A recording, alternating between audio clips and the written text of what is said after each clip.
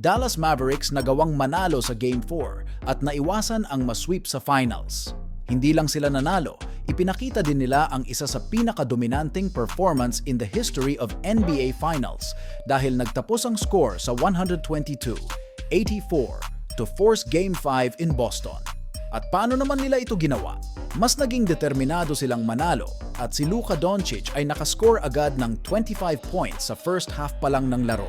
At hindi masyadong nag-complain si Luka Doncic sa referees sa Game 4, unlike noong Game 3 na masyado siyang nadadala sa kanyang emosyon na dahilan kaya siya ay na-fouled out sa laro.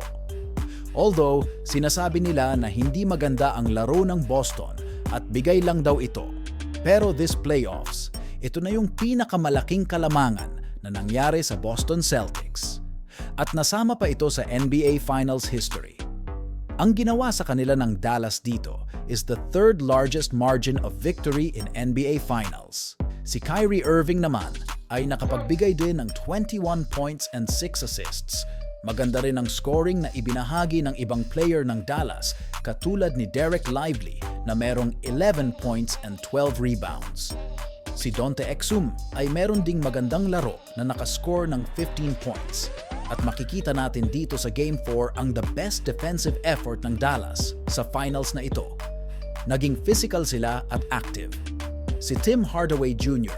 na binabatikos ng mga fans dahil sa performance nito sa finals ay nabuhay din at nakapagbigay ng 15 points. On the other hand, ang Celtics team, hindi maganda ang scoring ng dalawang star player ng Boston. 15 points lang ang naibigay ni Jason Tatum at 10 points naman kay Jaylen Brown. Masyado atang naging kampante ang Boston kasi sila ang lamang sa series. May pagkakataon silang tapusin ang laro sa kanilang home court sa Game 5. Matatandaan natin na wala pang team ang nakabalik sa NBA Finals na nakaranas ng 3-0 at nagawa pa ring manalo.